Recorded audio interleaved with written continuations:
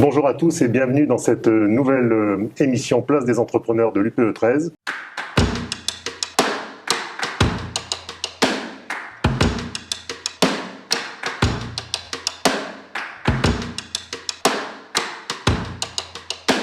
Aujourd'hui, nous avons encore la chance de recevoir 4 très belles entreprises de notre territoire et je les laisse se présenter. Bonjour, Sophie Doster, directrice générale de l'hôpital Saint-Joseph et de l'hôpital européen de Marseille. Donc nos deux établissements cumulent à peu près 400 millions d'euros de chiffre d'affaires, 3500 salariés et 800-900 médecins libéraux. Nous œuvrons dans les territoires centre-ville pour Saint-Joseph et quartier plutôt nord sur l'hôpital européen.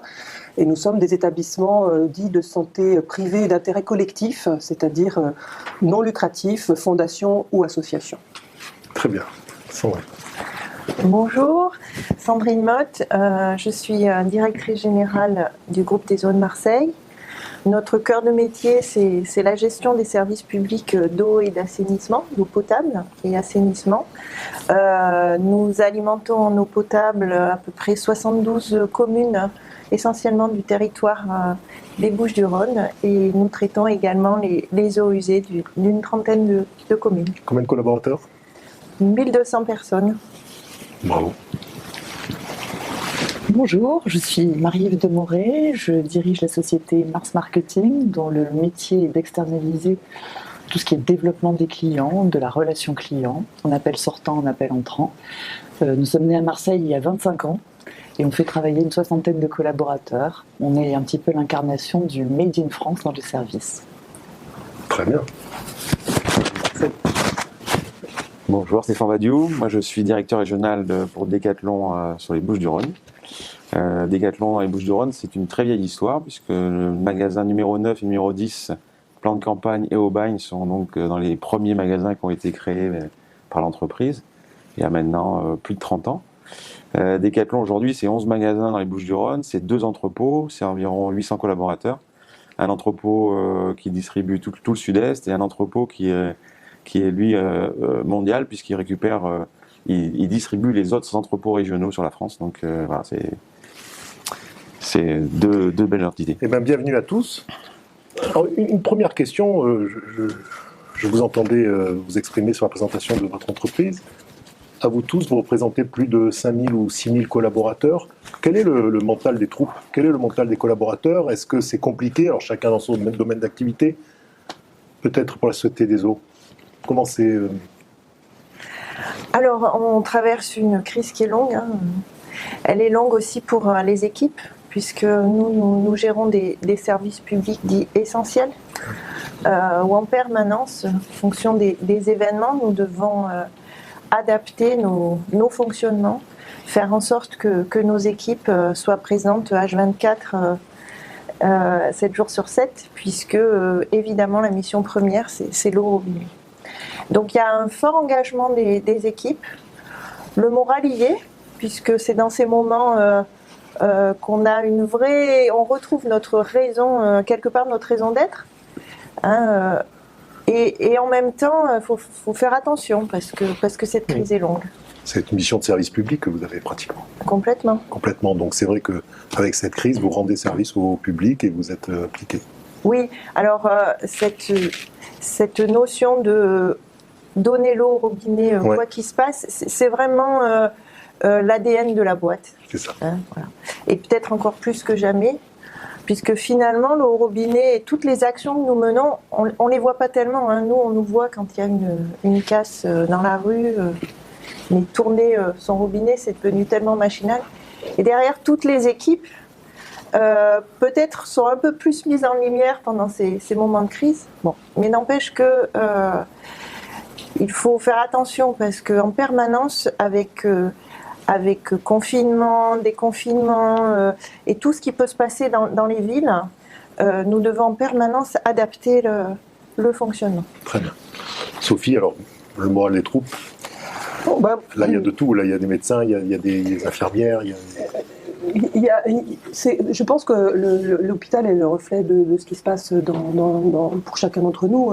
Cette crise, elle est extrêmement longue. Nous avons, entre guillemets, fêté 1 an de cellule de crise le 27 février, c'est-à-dire qu'un an, toutes les semaines, avant tous les jours, on se réunissait pour voir comment organiser l'établissement. Donc ça fait un an avec tout ce que chacun d'entre nous a pu vivre sur le plan du confinement, déconfinement, couvre-feu, pas couvre-feu, etc., qui crée d'une manière générale cette ambiance un peu d'usure, de lassitude, de fatigue. Les professionnels de santé ont été, lors du premier confinement, applaudis tous les soirs à 20h, et je serais tentée de dire au deuxième confinement, ne sont plus applaudis. Et il y a deux sentiments en fait. Le premier sentiment, c'est le sentiment de fierté par rapport au métier. Il faut quand même reconnaître que c'est un métier noble, quel que soit le métier des hospitaliers et des personnels qui travaillent en cuisine jusqu'aux médecins, en passant par toutes les catégories professionnelles. Ce qui prédomine vraiment, c'est ce sentiment de fierté et d'utilité. Et puis il y a, exactement comme vous décrivez, cette espèce de lassitude, de fatigue générale qui... cumulé avec un discours public parfois un peu too much, on va dire, sur la souffrance des soignants, etc., entretient un sentiment, à mon avis, un peu délétère, de très grande fatigue. Mais c'est ni plus ni moins que ce qui se passe dans la population générale, me semble-t-il. On a chacun d'entre nous, autour de nous, des gens qui ne supportent plus tout ce qui se passe autour de nous, et ça se traduit dans le milieu professionnel de la même façon que dans la vie personnelle. Après ça, on ne peut pas dire que les établissements hospitaliers n'aient pas été soutenus dans cette crise. Ça a été particulièrement difficile, surtout très anxiogène par rapport à une maladie qu'on ne connaissait pas encore il y a un an. Maintenant, on la connaît mieux. Donc il y a moins cette angoisse qu'il y avait notamment la première vague de ne pas connaître la bestiole, quoi. Alors que maintenant, on la connaît mieux, on sait mieux soigner les patients. Mais il y a cette lassitude un peu générale qui domine. Stéphane, pendant ces différents confinements, il y a eu un homesteading, les gens ils restaient à la maison, ils aimaient s'occuper de leur maison. Est-ce que tu l'as ressenti, toi, au niveau sportif, au niveau... Cette crise, on va l'appeler comme ça, je trouve qu'elle a eu deux gros impacts. Je trouve la place de l'homme dans l'entreprise, où, comme vous l'avez dit, l'agilité, la bonne humeur, la capacité à s'adapter à une situation qui était inconnue a été primordiale. Et puis elle a révélé aussi le besoin finalement des Français de faire de l'activité physique, du bricolage, oui, mais aussi l'activité physique. Et je pense qu'il y a beaucoup de Français qui ont découvert l'intérêt de faire une activité à la maison, avec maintenant quand même les réseaux sociaux et les plateformes qui permettent d'être accompagnés dans sa pratique à la maison facilement. Et puis ils ont eu besoin effectivement d'un peu de matériel et donc ils se sont tournés vers nous à ce moment-là. Et nous, on a été utiles différemment. Mais il a fallu s'adapter pour pouvoir très vite mettre à disposition chez eux des produits, puisqu'ils n'avaient pas la possibilité au début de pouvoir se déplacer sur le premier confinement. Donc oui, il y a eu un vrai emballement sur la pratique à l'intérieur de la maison. Marielle, c'est un peu un métier particulier, puisque c'est des plateformes. Oui. As-tu mis en place rapidement le télétravail ? Alors oui, en une demi-journée, dès le premier confinement, en une demi-journée, chacun est parti à la maison avec son ordinateur, son routeur et roule. Ce qui fait qu'on n'a absolument pas interrompu la production, donc étonnamment, et je dirais même... moi, j'ai pas le droit de me plaindre. C'est-à-dire qu'entre mars et juillet, on a eu une joignabilité des personnes qui était extraordinaire, puisque les gens étaient chez eux. Et du coup, ils accueillaient avec plaisir ce qu'on avait à leur proposer au nom de nos clients. Et donc, on n'a pas interrompu la prod. En revanche, on s'est mis à réfléchir autrement et à remettre effectivement sur le grill toutes les idées un peu préconçues sur le management, etc. C'est-à-dire qu'on s'est vraiment attaché à avoir un lien permanent avec tout le monde. Donc, moi, j'ai que 60 collaborateurs, mais ça fait quand même du monde. Tous les jours, donc, avec un management de proximité extrêmement attentif au moindre signal faible sur une défaillance ou un ras-le-bol, etc. Donc, du coup, on a mis en route des outils qu'on n'avait pas imaginés, ne serait-ce que quelques mois avant, et qui sont aujourd'hui toujours performants. Donc ça, c'est, je dirais, le côté très positif de cette crise sanitaire. Visiblement, vous écoutant, cette crise au niveau de l'économie de vos différents métiers n'a pas été très impactante. Enfin, je ne sais pas, Sandrine, non, est-ce qu'il y a une vraie baisse de chiffre d'affaires ? Est-ce qu'il y a une vraie problématique économique dans le groupe Veolia ? Non, en termes de chiffre d'affaires, c'est-à-dire consommation d'eau, on peut dire qu'on est resté Stable. à peu près stable. En revanche, on a des programmes de renouvellement, programmes de travaux qui sont décalés dans le temps, qui ont été impactés. Là où on est très vigilant, c'est au niveau de trésorerie, puisqu'on le voit bien, on commence à avoir des défaillances de paiement, mais je crois qu'EDF constate la même chose, et notamment au niveau de copropriété qui n'avait jamais de problème de paiement, commence à retarder les paiements. Donc on imagine derrière, ce sont les charges qui sont plus difficilement encaissées par les copropriétés. Donc voilà. Là, tu viens de soulever un point important. On a eu une crise sanitaire, une crise économique quand même qui a été importante, et il faut vraiment tout faire pour éviter une fracture sociale. Et donc, qu'est-ce qu'on peut, d'après vous, mettre en place pour accompagner cette crise parce qu'il va y avoir des dépôts de bilan, il va y avoir pas mal de problématiques, il va y avoir des gens qui vont se retrouver sans emploi. Quel est le rôle de l'entreprise et quel est le rôle que vous avez en tant qu'entreprise leader sur le territoire? Est-ce que, par exemple, on cherche des infirmières, est-ce qu'il y a un plan de formation qui va être fait ou un accompagnement? Alors, le métier de l'hôpital est un métier extrêmement normé. On a beaucoup de... Notre activité est encadrée par des textes à peu près tout le temps, et les professionnels sont des professionnels à diplôme particulier, c'est-à-dire que l'infirmier doit avoir son cursus particulier, etc., l'aide-soignant de la même façon, et il y a peu d'emplois qui nécessitent peu de qualifications. Néanmoins, d'ores et déjà, à la fin du premier confinement, l'État a ouvert les concours infirmiers et aides-soignants et augmenté le nombre de places parce qu'on s'est bien rendu compte que le marché du travail ne fournissait pas suffisamment d'infirmiers et d'aides-soignants dans le contexte de la crise sanitaire qu'on a vécu. C'est lié au numerus clausus, enfin à toutes les mesures qui ont été mises en place précédemment. Donc ça, sur le plan gouvernemental, un certain nombre de mesures ont été prises dans le domaine pour accompagner justement la demande d'emploi. Nous, on a la chance d'être dans un secteur qui crée de l'emploi tous les ans. Oui. Que ce soit l'hôpital européen ou l'hôpital Saint-Joseph, nous créons de l'emploi tous les ans. Parce que nous sommes en permanence en croissance d'activité. C'est un des groupes les plus importants de France, les deux hôpitaux réunis. Les deux hôpitaux réunis pour les établissements de santé privés d'intérêt collectif, c'est-à-dire que c'est une catégorie un peu particulière. Nous sommes parmi les plus gros établissements. Sur Paris, vous aurez Saint-Joseph Paris qui s'est regroupé avec Marie-Laine-Long, qui fait aussi un Et vous créez combien d'emplois par an? Alors, en gros, sur les 2000, on crée... en fonction des années, entre 20 et 30 postes chaque année, à peu près. Moi, ça fait 5 ans, en gros, que je dirige l'hôpital Saint-Joseph. On est à peu près à 20-30 postes. Alors, il y a des années plus, des années moins. Mais en réalité, on a une croissance d'activité permanente. Le secteur de la santé est un secteur où, excuse de parler comme ça, mais l'offre crée la demande, c'est quelque part. Donc, c'est une énorme chance. C'est un secteur extrêmement dynamique. Et nous, par rapport à la reprise d'activité, il y a deux volets pour nous importants. C'est d'une part d'accompagner nos salariés qui sont dans des zones de précarité importantes, puisqu'on a des salariés qui vivent des situations de pauvreté. Je veux dire, même s'ils sont employés, on le sait très bien, certains dormaient dans la voiture, etc. Alors déjà, traditionnellement, on les accompagne, mais là, on a été particulièrement vigilants pour les accompagner, pour pas que justement qu'on ait des ruptures sociales trop fortes pour ces personnes-là, donc qui sont en situation d'emploi.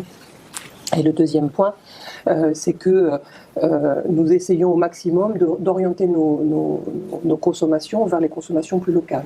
On a la chance, par exemple, sur Saint-Joseph, de ne pas avoir externalisé la restauration. On essaye d'être dans alors, c'était déjà avant la crise, dans la mouvance développement durable, production locale, etc. Mais cette crise accentue, quand on a fait les retours d'expérience, les salariés expriment vraiment la volonté de retrouver du sens. Ce que vous évoquiez sur le fait de se retrouver soi, de remettre l'humain au cœur. Et donc nous, on essaye d'accompagner de cette façon-là, imaginant que c'est de nature à créer une dynamique positive dans un contexte qui va être très fragilisé.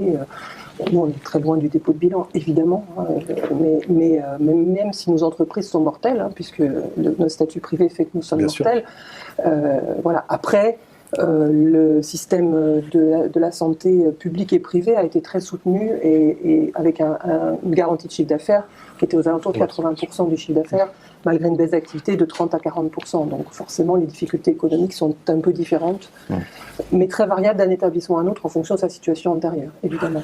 Marie-Ève? Oui, moi je dirais que, pour rebondir sur la question sur qu'est-ce qu'on peut faire pour éviter une fracture, et notamment pour les entreprises qui sont en difficulté, moi je dirais que les entreprises qui sont aujourd'hui en forme, qui ont pu traverser cette crise, c'est vraiment le moment d'investir. Investir, c'est-à-dire faire travailler le réseau Surtout local. qu'il y a beaucoup d'argent. Les banques ont beaucoup d'argent, ils sont prêts à financer. Et si je peux juste ramener par rapport à notre exemple à nous, on a décidé de dire non à la crise dès le début et d'y aller à fond sur les investissements en technologie, sur les investissements en communication, c'est-à-dire de faire en sorte que on existe, que les gens sachent qu'on existe, qu'on est là, qu'on est des acteurs locaux et nationaux. Ce qui était intéressant aussi, c'était de travailler les réseaux, et ça c'est la raison pour laquelle aussi je suis ici aujourd'hui, c'est-à-dire que c'est important pour continuer à avoir cette niaque, cette énergie de pensée locale. Effectivement, je vous rejoins, donc de travailler avec les entreprises en local, ce qu'on avait relativement peu fait pendant les 24 précédentes années. Donc ça c'est très important. Investir, sortir de la boîte, vraiment, et avoir une réflexion, un laboratoire sur quels sont mes nouveaux débouchés, quelles sont les possibilités de nouveaux services que je peux proposer pour pouvoir justement essayer de... C'est vrai ce que vous dites, parce qu'il y a un retour aussi à la localisation, local, puisque je vois moi les entreprises qui adhèrent à l'UPE 13, il y a une envie de revenir, une envie de partager, une envie d'être ensemble. Et Decathlon... marque emblématique dans le sport, ça aussi, ça doit quand même attirer des jeunes pour pouvoir travailler, venir. Vous avez pas mal d'offres d'emploi, je crois. Nous, cette année, ça a quand même été une année compliquée, l'année 2020, puisqu'on a fait -9 sur la région. Donc, c'était une année où il était important d'être relativement prudent en termes d'investissement, donc en termes d'embauche. Et en même temps, on a une vraie envie de développer notamment l'alternance, parce qu'il y a quand même un grand besoin des jeunes. Donc, relancer les stages. C'est vrai qu'on avait un petit peu abandonné les stages ces dernières années, donc on va relancer les stages là sur aider en fait les jeunes diplômés qui sont en recherche d'entreprise et qui ont des grandes difficultés de trouver l'alternance et des stages, et les aider vraiment d'une façon massive. Sur la France, on veut 2000 alternants sur l'année 2021, donc c'est un gros programme qui vient d'être lancé, parce qu'effectivement il y a un vrai besoin de solidarité avec les jeunes. Et nous, c'est le moyen qu'on a trouvé de se dire on va aider les jeunes principalement en leur donnant ce premier accès à l'emploi. Surtout que sur l'alternance, il y a des aides importantes de l'État qui peuvent aller jusqu'à 8 000 €, je crois. Oui, alors c'est effectivement, il y a des aides, mais ça va nous aider effectivement à amplifier, et surtout, ça va nous aider à changer un tout petit peu aussi notre stratégie d'alternant, parce que jusqu'à présent, c'était plutôt des alternants Master 1, Master 2, pour être responsable de rayon. Et on se dit, on va faire maintenant de l'alternance aussi sur des BTS, de façon à ce qu'on leur apprenne le métier de vendeur. Et ensuite, ils pourront continuer, s'ils le souhaitent, leurs études sur une alternance en Master 1, Master 2, pour devenir responsable de rayon ou pour aller dans une autre entreprise, puisque l'objectif, c'est effectivement, nous, on souhaite avoir à peu près 50% de taux de validation des alternants à l'issue de leur alternance pour pouvoir les embaucher. Mais l'idée, c'est que 100% puissent trouver un emploi à la fin de leur alternance en passant chez nous. Et qu'est-ce que vous avez mis en place pour travailler plus local ? Qu'est-ce que vous avez mis ? Alors, c'est beau de le dire, parce qu'on a tous envie de le faire, on essaie. Mais quelles sont les actions concrètes que vous avez pu mettre en place, par exemple à l'hôpital, pour travailler avec les entreprises de façon plus locale ? Alors, la question de fond, elle est plutôt, à partir du moment où c'est un réflexe, ou c'est en tout cas une obligation de penser comme ça, on cherche d'abord l'entreprise locale. Alors, je nuance ce que je dis pour le secteur hospitalier, parce que le médicament, évidemment, le dispositif médical stérile, etc., on sait très bien, la crise l'a montré, que si on avait beaucoup de production en France, ça se saurait, puisque c'est un des points faibles qui s'est bien révélé par la crise, c'est notre capacité de production industrielle en France. Mais tout est en appel d'offres dans les autres. Alors, nous sommes de statut privé, donc nous ne sommes pas soumis au Code des marchés publics. Ah, d'accord. Donc nous sommes aux procédures de consultation classiques, de mise en concurrence classique dans la négociation de nos marchés. Mais le gros du volume de nos achats, les deux établissements réunis, c'est à peu près 90 millions d'euros d'achats et de sous-traitance. Mais le gros de nos achats sont dans le domaine médical. Évidemment, là pour le coup, malheureusement, beaucoup à l'international. Je dis malheureusement par rapport à ce qu'on évoque aujourd'hui. Néanmoins, typiquement, nous avons beaucoup travaillé pendant cette période-là sur tout ce qui était téléconsultation, télémédecine, par exemple, hein, dans la période du premier confinement en particulier. Et on a volontairement, on s'est associé avec une toute petite start-up qui est sur l'avenue du Prado, qui s'appelle Rofim, hein, dont on a un peu parlé d'ailleurs dans la presse il y a quelques temps. Il était invité il y a 15 jours ici. Voilà. Et on a travaillé avec eux pour développer cette offre avec eux de téléconsultation. Eux avaient un produit qui n'était pas mature, il faut être tout à fait lucide. On aurait pu prendre des gros, je n'ai pas donné de nom, mais des gros qui aujourd'hui font toute la réservation de la vaccination en France, par exemple. Ça aurait été beaucoup plus simple pour nous, mais néanmoins, on a préféré travailler localement. D'abord parce qu'on a une relation beaucoup plus simple, beaucoup plus directe, plus agile, de co-construction, etc. Et puis ça faisait partie de ce qu'on s'était donné comme engagement en se disant qu'il faut qu'on se recentre sur le fait qu'on est un acteur économique local important et que de ce fait, on doit faire travailler autour de nous. Bon, Sandrine, toi, alors, je sais que déjà à CTDESO, vous travaillez souvent avec des entreprises locales. Oui. Vous faites le nécessaire. Oui, je rejoins ce qui a été dit. C'est une habitude et c'est un réflexe. Voilà, c'est ça. Ça fait des années qu'on participe aussi aux actions Metropolitan Business Act, voilà, pour essayer d'acheter au maximum local. Et d'ailleurs, nous avons participé quasiment dès le début de la mise en place des chèques bons cadeaux très locales. Notre CSE a passé une belle commande et ça a été très très bien accueilli par nos salariés. Voilà. Bravo. Et vous, sur Decathlon, vous avez... Je dirais qu'on a la même problématique, c'est qu'on a quand même une énorme production qui est faite aujourd'hui en Asie et dans le reste de l'Europe. Alors, je dirais que l'aspect local, peut-être qui est apparu d'une façon très forte sur l'année 2020 et qui continue en 2021, c'est l'économie circulaire. Et comme on a une rupture forte au niveau mondial du vélo, en fait, on a intensifié un métier qu'on connaissait grâce au Trocathlon, mais maintenant on l'a intensifié avec la reprise de vélos d'occasion et la vente de produits d'occasion. Donc en fait, chaque fois qu'un client ne se sert plus de son vélo ou veut racheter un vélo, il a la possibilité de vendre son vélo chez nous. Et donc en fait, finalement, on a un double marché, un marché du neuf, un marché de l'occasion, un peu comme la voiture, qui permet d'avoir là du produit, on va dire, un peu plus en source locale. Mais c'est vrai que c'est pas le point fort aujourd'hui de l'entreprise, même s'il y a une réelle prise en compte depuis longtemps, mais je pense qu'elle va être obligatoire dans peu de temps, de re-industrialiser l'Europe et de pouvoir faire beaucoup plus de produits effectivement locaux. Mais clairement, il y a des process industriels qui n'existent pas en Europe. Non, c'est évident. Donc, Marie-Ève, une entreprise, une PME, 60 salariés, vous êtes très impliqués, très implantés quand même sur le territoire. Ah oui. Et donc là, vous continuez à vous implanter Alors nous, on est exclusivement attachés au territoire marseillais, puisqu'on est né à Marseille, on continue de se développer à Marseille, on reste à Marseille. Les entreprises extra peuvent venir chez toi quand même. Oh oui. Que tu sais, je dis ça. C'est vrai. Non, justement, on travaille beaucoup, nous, au national, donc on a très peu de clients, en fait, localement, aujourd'hui, et puis on travaille beaucoup à l'international. Et c'est très intéressant parce que depuis Marseille, en fait, comme on adresse des marchés internationaux, on fait travailler ici des gens qui sont natifs d'ailleurs, mais qui vivent à Marseille, qui vivent ici. Donc ça fait partie aussi de notre contribution en fait au développement local. Et ça fait quand même un petit moment maintenant que ça existe. On arrive à la conclusion de cette émission et je voudrais que vous donniez un peu un message positif, que vous donniez une vraie prospective intéressante pour les 6 mois qui arrivent et pour le renouveau de notre économie et repartir sur une vie, chacun dans votre secteur d'activité. Alors peut-être par l'hôpital, quand c'est qu'on va sortir de cette crise et quand allons-nous définitivement oublier ce Covid?